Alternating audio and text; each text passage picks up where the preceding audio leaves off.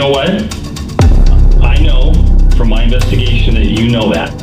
Investigators are sitting across from Brenda Cross and John Eisenman, two parents brought in to answer for the brutal death of 19-year-old Andrew Sorenson, their daughter's boyfriend. While Brenda maintains a carefully reserved exterior, it isn't long before John shatters the silence, offering a narrative so disturbing it would leave seasoned detectives reeling. He's zip tied in hands. He won't quit being a dumbass. You zip tie his feet. He won't shut up. So you put a sock in his mouth and then tape. And then he's still being a... What could drive a man to abandon his humanity and commit such a sadistic act against a teenager? This interrogation is a descent into a psychological labyrinth, ready to expose every harrowing detail of a crime that remains a nightmare to revisit. Brace yourself as we peel back the layers of a story where the truth is far more terrifying than the initial headlines. I got called out the night. Are you trying to trick me? No, I'm not. I will never trick you. I will promise you that. I'm going to tell you exactly. The mystery began on November 1st, 2020, when Andrew Sorenson vanished from Spokane, Washington, leaving behind a frantic mother and no leads. Nearly a year of silence passed before a grim discovery on October 22nd, 2021. Andrew's body was found concealed in the trunk of an abandoned vehicle, alerted to police by a sickening odor. The evidence inside the car led straight to its owner, Brenda Cross, the fiancée of John Eisenman. With the victim being the boyfriend of John's daughter, the proximity was too close to ignore. Investigators immediately detained Brenda and John, unearthing a sequence of events that transformed a missing person case into a chilling tale of calculated revenge. When they arrest you, did they tell you what the charge was? Am I arrested? Yeah. They didn't tell me. Yeah, they did arrest you, so you are under arrest. Oh, okay. Okay? Yeah, so you are under arrest. So. And what am I arrested for? Murder. Really? Yeah. You are arrested for murder. Yeah. And obviously, my job as a detective is I investigate. I've been doing this for 36 years. So, in fact, I'm hoping to do like one more, and you're going to see me retire. Good for you. But I've been doing this for 36 years, and I've learned over the course of that years that there's always two sides to a story. I mean, I understand that. Nothing that happens in a person's life is black and white. I mean, there's gray areas. There's things that happen in our lives that affect how we act, what we do, and nothing's black and white. Right. And I get that sometimes people that are good people, and I'm one of those people, can make a bad decision based on emotion or events or several other things. So what I like to do is I always like to collect both sides of a story, because I know there's two sides of a story. So I've kind of collected this side of the story. That so who's murdered? Huh? Who's murdered? Well, how about this? Because I could tell you the name, and I will tell you it here. Because I'm going to be, what I will tell you, John, is as we talk, I'm going to be honest with you. Not going to bullshit you, not going to lie to you, not going to trick you. I'm going to be honest with you. Okay? Because that's who I am. I don't lie to people. I don't trick them. Like I told you earlier, there's always two sides of a story. So my job is to gather the facts, the information, and everything else, and then try to make an intelligent decision about what it is. Okay? John's demeanor is one of chilling indifference. He sits before the investigators as if he has nothing to lose. However, Brenda is already in high gear damage control. She has already established a heavy defensive posture, masking her involvement with a calculated display of innocence that feels both desperate and overly rehearsed. So typically, before we bring somebody in the interview room, we know a lot of answers to the questions that we ask. So we're looking, when we ask people questions, to see, okay, are they telling the truth about the information that they're giving us? Because I already know the answers to a lot of questions. Okay? Because I got called out the night. Are you trying to trick me? No, I'm not. I will never trick you. I will promise you that. I'm going to tell you exactly what happened. Okay? Oh, really? Yep. I'm not here to trick you. Okay? It doesn't take long for an experienced detective to realize that John and Brenda are harboring a dark secret. Between Brenda's desperate attempts at damage control and John's cold, unmoving silence, their guilt is practically on display. To bypass the small talk, the detective centers the interrogation on Andrew, aiming to shatter their half-baked narrative before it can solidify. By employing the strategic use of evidence, the investigator monitors every micro-expression for a slip-up, waiting for their stories to contradict the facts. The tension is rising. Which one of them will inadvertently spring the trap? And you said this was her boyfriend? Mm-hmm. And what was his name? Andrew. Okay. Trying to think of his last name is. He had two last names. Well, But Andy. so how did these two first meet? A friend of hers knew him. Ben. Okay. Benjamin. Okay. Not Ben that I was with, a little kid, 18-year-old, 19-year-old kid. Okay. And she met him that way. Okay. So when did she meet him? Do you remember? Early summer. Early summer of just this last year? 2019. Okay. I believe. Or So, maybe late summer of 2019. okay. So they meet through this kid, Benjamin. Mm-hmm. And they knew other people. Okay. And then are they friends? Do they turn into dating? What kind of relationship do they end up in? Kind of like they were buds kicking around, you know. Okay. I think the boys at some point or whatever. Right.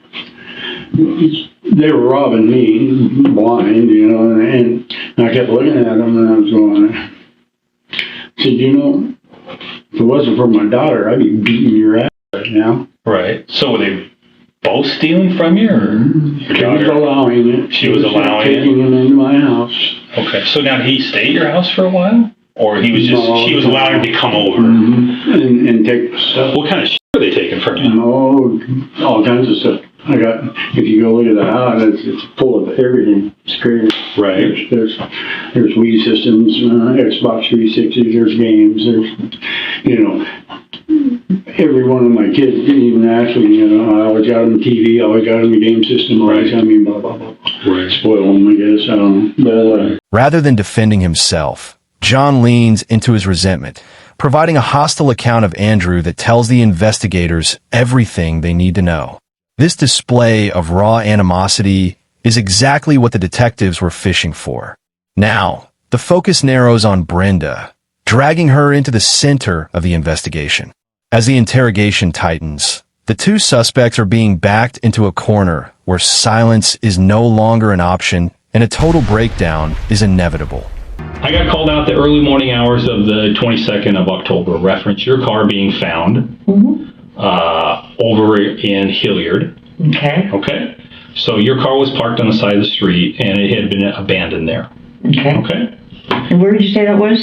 Over in Hilliard. You said by some park. Yeah, there's a park over there in the area of Everett in Nevada.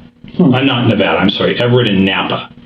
There's a park over there, Rochester Heights Park. It's a small little park over there. So anyway, your car was over there, okay? So, somebody called it in abandoned, okay? So obviously the plates on the car, they come back to you, okay? So officers get there and they end up looking inside the vehicle, okay? So what do you think we found in the vehicle? I have no idea. Okay. See this? Remember what you read? What do you think we found in the vehicle?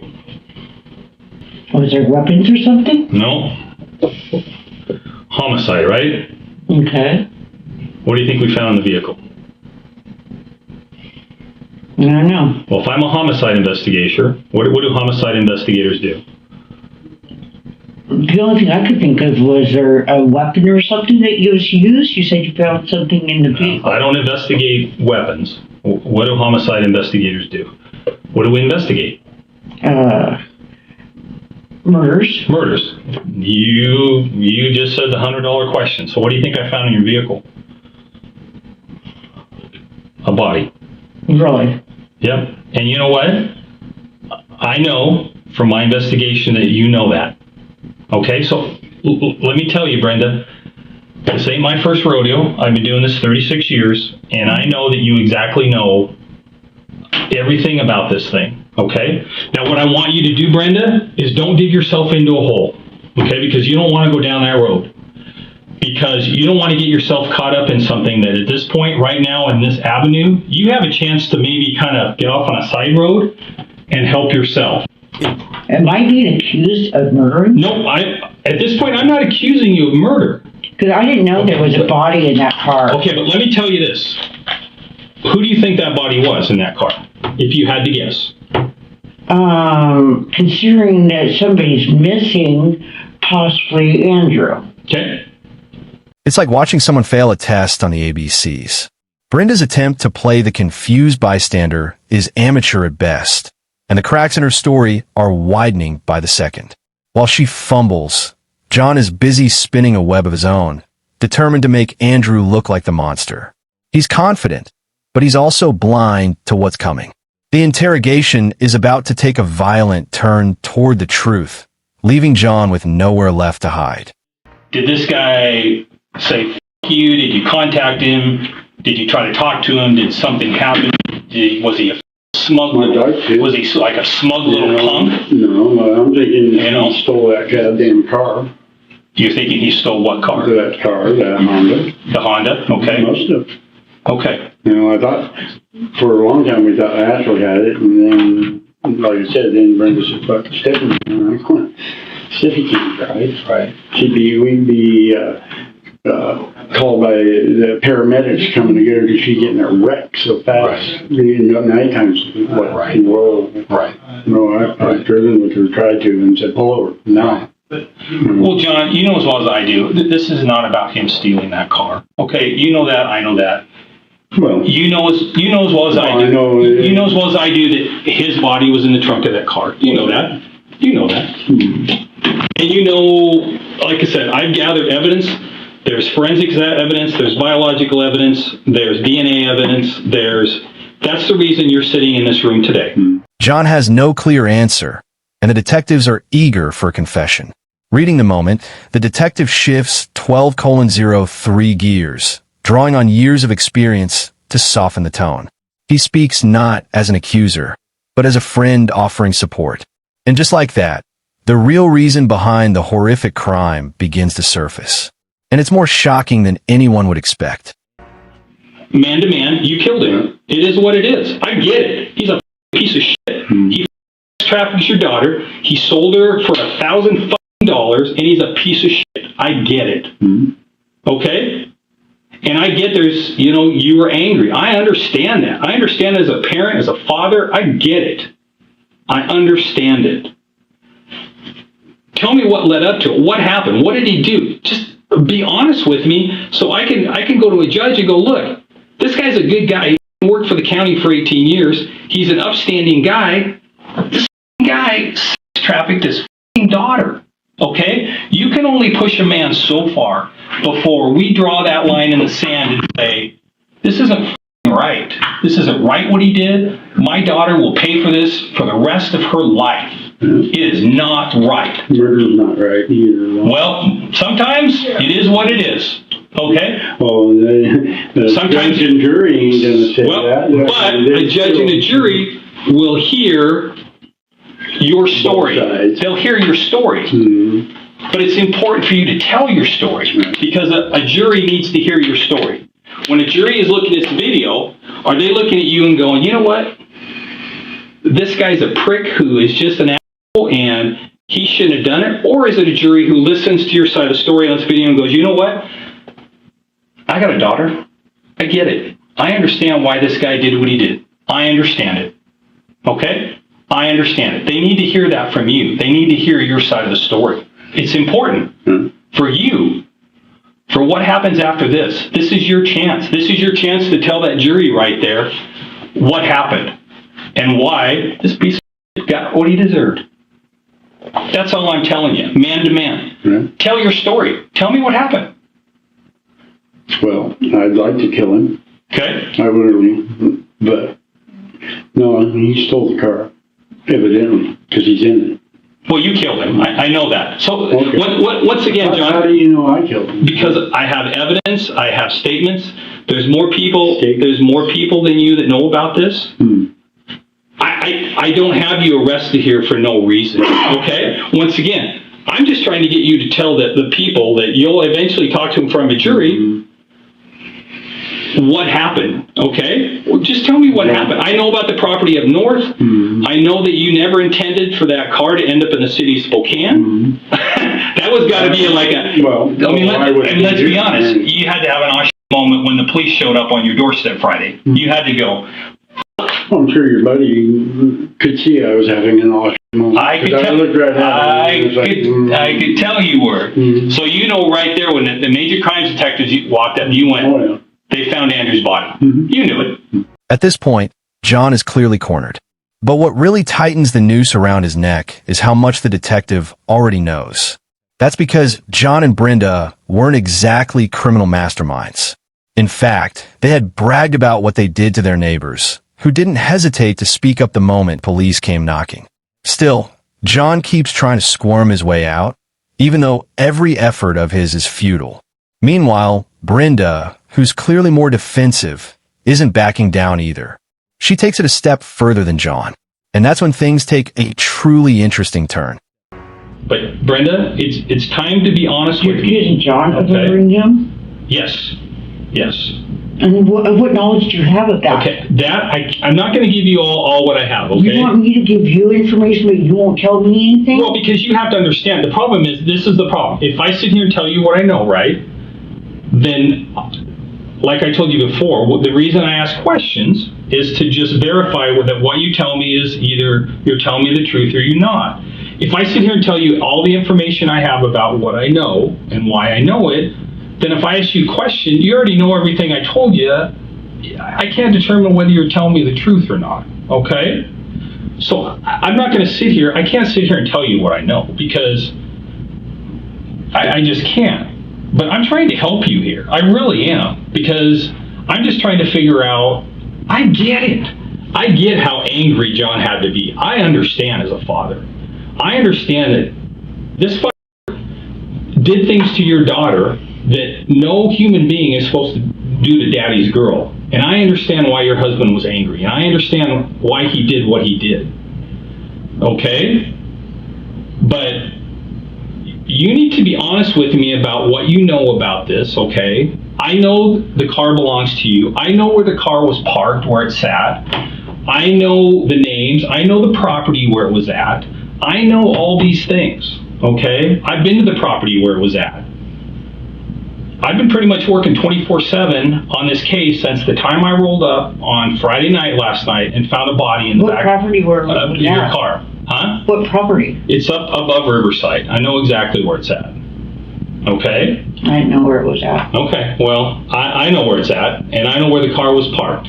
In fact, there were deputies up on that property back in March, and the car was sitting there. Okay? So I know, believe me, I've done my homework, Brenda, and like I said, I'm not trying to be not at all. I told you from the time I started that I was going to be completely honest with you, and I have been nothing but honest with you. There was a body in the back of your car. The body belongs to Andrew. I know from my investigation that John killed Andrew, and we need to deal with that. How do you know that? Believe I don't me. believe that. I have evidence from the car.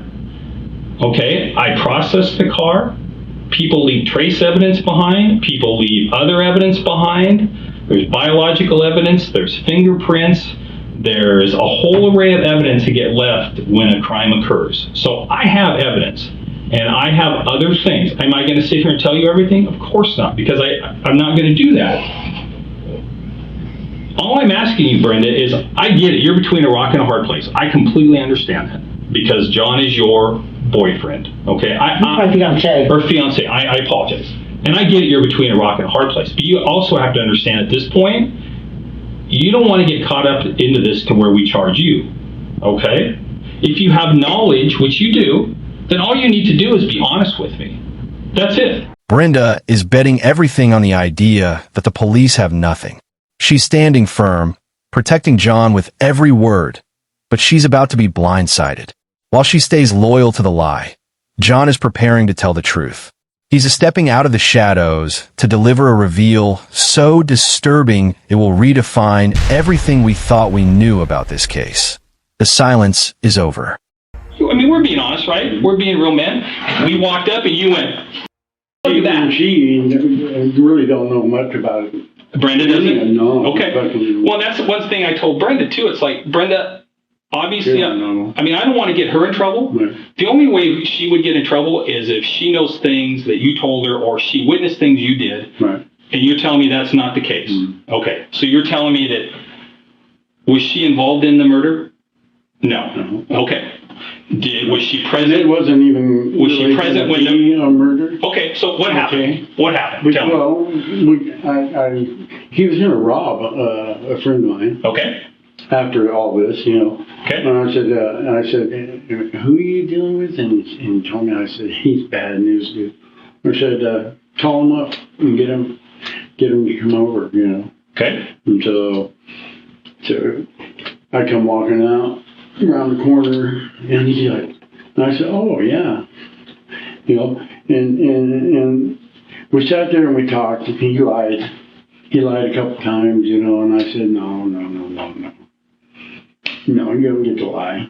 And then finally he admitted, yeah, I sold her for $1,000. Right. My daughter didn't tell me she got sold for $1,000. He told me he sold her for $1,000. Right. And that's still, and I said, you're being honest with me? Just like, what Right. And I said, so I'm thinking we can work through this. Right. You know, but I'm mad. And I go, why? Why would you? My daughter's got a good heart. She wanted to help you out. And then spit on me. Okay? Yep. And that's when he got zip tied. Okay. And the sock stuffed in his mouth. Okay. And I still wasn't good. And that son of a, I could get down here, and he said no. And I went to grab him, and he come flying down and doing a headbutt. And then I lost my cool. Right. I went from beating on, and my hands hurt so bad, and I'm doing hammer fist, and then I took a knife out, stabbed him. I don't know how many times, it's quite a bit, because he kept fucking breathing and moving. Then it's like, oh, you know, you hear that noise. Right. It's like, oh, God. You know, it's horrible. Right. John didn't just show up. He prepared. With a knife in one hand and zip ties in the other, his intentions were clear from the start. But the weapons are only the beginning of the horror. As he opens up further, the spur of the moment defense falls apart. We're no longer looking at a man who lost his temper. We're looking at a man who executed a plan he had been perfecting from the start. Came back with me driving it. Okay. He was in the trunk then. Oh, he's in the trunk of the Honda. Mm-hmm. Okay. And then I took off with it. Okay. And then she just, where are you? Get your ass. And I didn't want to tell her. No, understandably. So, Right. so, yeah, I mean, so. But yeah, no, I did it. All right. Mm-hmm. I'm not proud of it, you know. Well, he pushed you. And he's an idiot because he was going to live. Right. I mean, I would have probably beat his ass. I would have untied him Right. and let him swing. Right. And try to, you know, or fucking stupid kid. Right. You know, just everything. You know, I'm trying to be cool with him, and then he ends up just being a jackass. Right. Like, are you kidding me? Right. So did this happen then at your house? Mm-hmm. No, up at the property? Mm-hmm. Where did it happen at? Airway Heights. Airway Heights. Okay. Down near Airway Heights. Mm-hmm. Okay. And when did it happen? Do you remember the date or close I think it was November. of last year? Mm-hmm. Okay. Mm-hmm. Okay. It's been about a year. Okay. So you put him in the trunk of the... So it happened down at Airway Heights, Mm-hmm. and then you put him in the trunk of the car out there, Mm-hmm. and then where did you drive the car to? My house. Your house? Like I said, he'd get a hold of the girl, and he'd be more than happy to Okay. show you all his little trinkets but anyway. Okay. Yeah. So then you drive home, she's pissed off because where the fuck you been? Right. But everything's cool and everything. Right. It's like whatever. And then I got rid of the car. Okay. Where'd you take the car to? Or by Miller's one stop up north. Okay. Is that Mr. Pierce's property? I don't know who's this. Mark Pierce. Oh, okay. What's Some old guy, but it's probably the same guy. What's on the? Let's put it this way. there was a bus. Yeah, we were at the property the other day. So, how come you chose up there? Did you? I knew there was another car that was parked that was broke down. Okay. And I knew somebody, and they told me about that, and I said, well, then that car looked just fine sitting there. Oh, so it didn't look out of place. Okay. So you parked it there like back in November? Yeah. Okay. I'm wondering, we were kind of theorizing. I'm wondering if somebody was out there and just needed a f***ing ride and decided, Hey, this. put a battery in it. Well, was there no battery in it? Oh. Oh, did you take the battery out? Oh, when you dumped it? While John has laid his cards on the table with a full confession, Brenda remains in the dark, still fighting to protect a man who has already surrendered. Yet, Brenda harbors her own sinister secrets, shadows she is desperate to keep from the light. Recognizing that John is destined for a cell, her focus shifts entirely to her own survival. She leans heavily into a calculated emotional performance, portraying herself as a broken woman in a misguided attempt to harvest sympathy. It's a final, desperate gambit to shield herself from the impending legal fallout. Well, you may not know it was in the car, but you know that John killed him, and I know you know that. So I'm just Why would you saying, say that I know that? because I talked to a whole bunch of people. This wasn't a secret that was well kept among some people. So all I'm saying is, just be honest with me. I mean, look at this. Do you not think that Andrew's a piece of shit, I get it. But in the eyes of God, in the eyes of everything else, we have to make this right for whatever happened. And there's mitigating circumstances. And I'm going to talk to John, okay? And I will ask John. I mean, I get it. I get the anger. I get what he did to his daughter. I can understand that stuff, okay? I can understand that as a father. I don't think you do. As a father. I don't think you do unless you've had that walking his steps or my steps. Would you understand that? Well, To have your daughter tell you exactly what she told us. Right. And there's nobody was doing nothing for her, No, I understand. for anybody. well, and I guess you're right. I guess the only thing I can tell you, And why haven't there been any follow-up? well, it sounds like what you told me was, it's because Stephanie, that I don't know. I don't know. I understand. We made the initial complaint. Okay, Yeah, right. And then never got contacted? no. Okay, that's bullshit. I agree. Yeah, you think so? No, I'm totally with you. I didn't know about it. Then how come I've never seen you mark down Jones? Ever. Okay. Mark down Jones. Who's Jones? Well, you tell me. Well, that's something I will look into. Please do, and I want to know. Okay, and I will. That's my plan. Yeah. Because I might have a lawsuit going on, okay? Okay. Because there has been nobody helping my daughter, and then she ended up down in California and got again. Right. Brenda doesn't look like a woman in regret. She looks like a woman proud of her handiwork.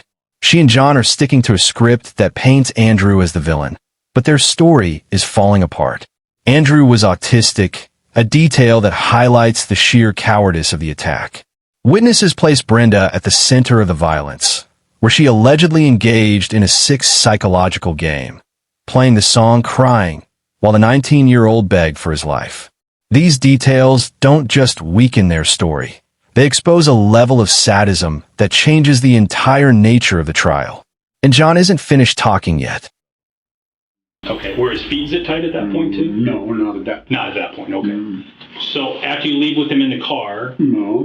no, oh, no. No, I got him right there, because when he comes flying headbutting at me, right, it's on and cracking. Gotcha. And then I'm trying to stuff him in the trunk, and then he throws his feet out at me, and then that's when I grabbed his feet and zip tied him. And I said, no. Gotcha. No.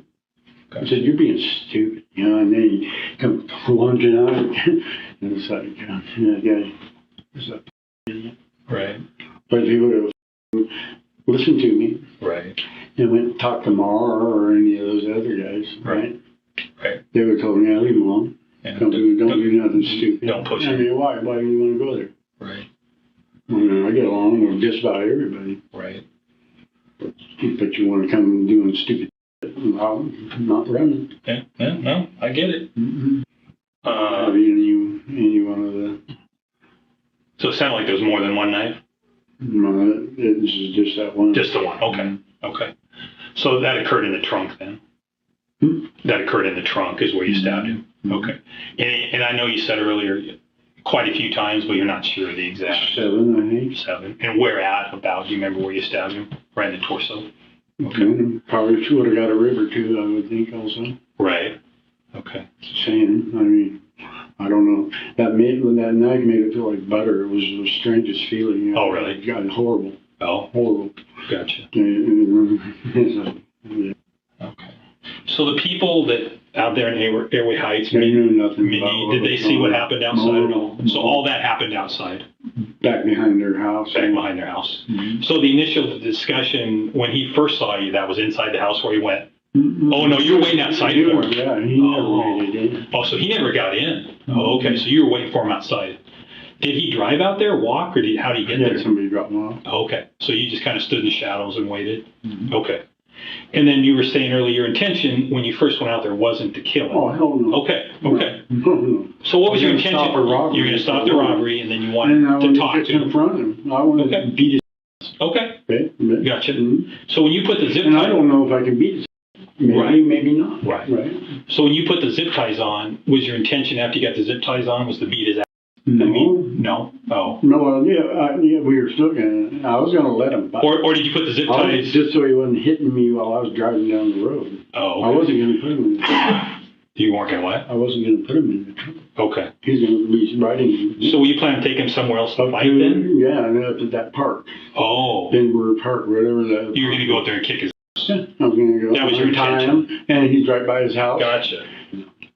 So when we looked in the trunk of the car, there was a certain item back there. Obviously, there was the body, but then there was another item back there. It was, A concrete block. yes, what was the deal with that? I smashed him in the head with it. Oh, okay. When did that, in the sequence of Before I events, stabbed him. before you stabbed him? Where'd you hit him at? Just in the head? Okay. Did it knock him out, or was he still awake? Or? Well, it knocked him out, Okay. but he was still breathing. Oh, okay. And then you started stabbing. Mm-hmm. Okay. So, and I'm sorry, like I said, these facts go in my mind a million places. As he's going in the trunk, he's already zip tied because he put his hands behind his back. And then did you zip tie his feet when he's outside the trunk, or after you got him in? And then you After I got him in. Then you zip tied his feet.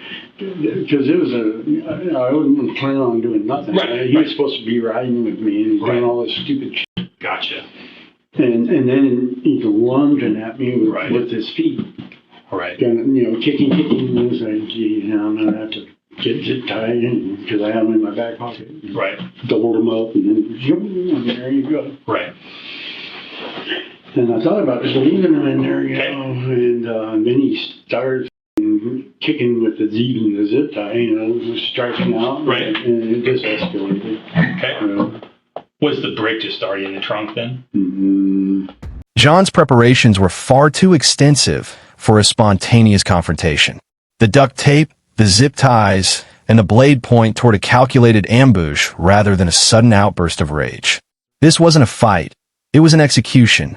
When a 19-year-old Andrew attempted to escape his captor, he was met with multiple lethal stab wounds. Every piece of evidence shatters the theory of accidental violence. But perhaps the most disturbing detail is Brenda's lack of remorse. While John was confessing to a slaughter, she sat nearby, still believing their actions were justified. So I guess what I'm asking, Brenda, can we go in and can we have an honest conversation? I don't know anything. Okay, Brenda, you're not telling the truth. And I'm being completely honest with you. And I've been honest with So you. am I going to be arrested because I don't know anything? No, what I'm telling you is you need to tell me the truth about what you do know. And you do know things. And I understand the anger that is, welled up inside you. I do understand that. And I I'm understand. sorry, I don't think John should be charged with anything. Well, John, in what you're talking about, correct me if I'm wrong, you're talking about morally, not criminally, based on morally, right? Is that what you're saying? Ethically. Ethically, right. Okay. Especially when there was no cops that were there when we asked for help. Right. I know you have knowledge of what happened. I mean, I know that. And this is the problem, okay? You can technically be charged with So if John you can and technically I- be charged with a crime. So if John and I were married, would we still be facing this? Would you be asking me questions? Yes, I would still be asking you questions about what happened. Yes. You know what? I would go to jail for anything as long as my daughter was safe. Right. I would. Right. I was like, you know what? I really don't give a shit as long as my daughter is safe. Right. My daughter is not being sexually trafficked by some piece of scum Right. that sold my daughter for $1,000. Are you kidding me? I'm not saying I think he's a piece of too. For $1,000 for drugs, sold my daughter to trafficking rings. Disgusting. He's a piece I would go to jail for that again and again and again. Right. And I don't really give a shit. That's my... I understand why John was f***ing pissed off. I completely understand it. I get it. Tell me the reasons. Tell me about his anger. Tell me so I can put this stuff down to try to help him. Tell me what happened. Did he confront him? Did Andrew say, F you? I don't give a f what I did to your daughter. Tell me what happened. Tell me what led up to this. So I can document this out to say, you know, this isn't a bad How man. do you know This it's is John. This is a man they got. How do you know it's John? I told you. I got notebooks full. I know it was your husband. That's not even in question. That's just hearsay. No. Does anybody have evidence? Oh, I got evidence. I've got evidence. Like I said, your husband's in custody right now, so I can guarantee you I have evidence. Otherwise, we don't arrest people if we don't have evidence. We can't do that. The reason your husband is under arrest is because I have evidence. Okay? And your husband is going to be booked tonight for murder. But give me some ammunition over here to help him. What happened? Did Andrew piss him off? I need to speak to an attorney. Huh? I need to speak to an attorney. Okay. I'm sorry. Oh, that's okay. I wish I could help you, but I love John and I'm not going...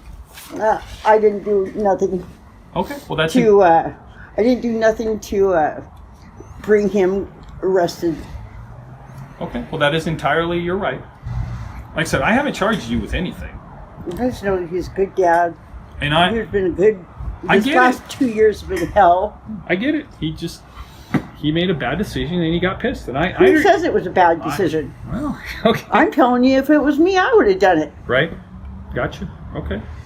And if you were the father and that happened to you and nobody else was following up on it, if your daughter was, you know, you would have done the same thing. Right. Don't tell me otherwise. Right.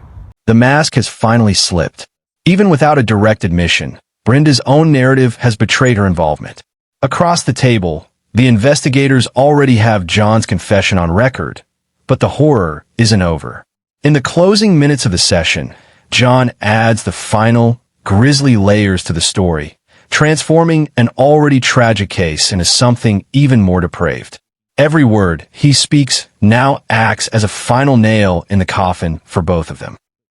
He's zip tied in hands. He won't quit being a dumbass. Mm-hmm. You zip tie his feet. He won't shut up. But it's- So you put a sock in his mouth and then tape, Yeah. and then he's still being a No, and then he's throwing, lunging his lunging. feet at. So that's when there's And he almost came out. Oh, okay. It's like, So there's a cinder block there. You grab the cinder block and like you just throw it, or you hit him, or how many I kind of threw it. kind of threw it at his head, hits him, but he's still conscious. Well, kind of. Really. Not really. He's kind of out of it then. And then at this point, you take the knife, which you just have in your pocket or coat, Oh, right on here. like on a Clip. in a clip. So you take the knife, boom, and then just go to town on him. Okay. And you think most of the wounds were in the abdomen? That's where all of them. Any in the neck or? I don't think so. Okay, so mostly the abdomen. Stomach and abdomen. And then at one point, he kind of starts like what you described as the death. Flutter, the the death death rattle. Okay. What a horrible sound. And then you realize this went farther than I thought. Well, yeah, no, even, this is like, oh my, Right. like I said, I just sat there. Right. That's why they always met, because I didn't come home. I was just Gotcha. freaking And out. get you that too. I appreciate it, John. I know this has been hard for you. I appreciate you being honest with me. I get it, and like I said, I just want to thank you for doing the right thing. Get it. Well, I know. I want to thank you for doing the right thing. I really do. Yeah. Okay? The detectives finally have their answers, but the moral fallout remains. Do you believe the path John and Brenda took for the sake of their daughter was a form of justice, or simply a descent into madness? The legal system provided its own answer on January 16th, 2025. John Eisenman was convicted of first-degree murder and sentenced to 25 years in prison. On that same day, Brenda Cross also faced the gavel. She was charged with first-degree murder and received a sentence of 8.5 years. If you want more in-depth true crime stories like this, make sure to like this video and subscribe to the channel.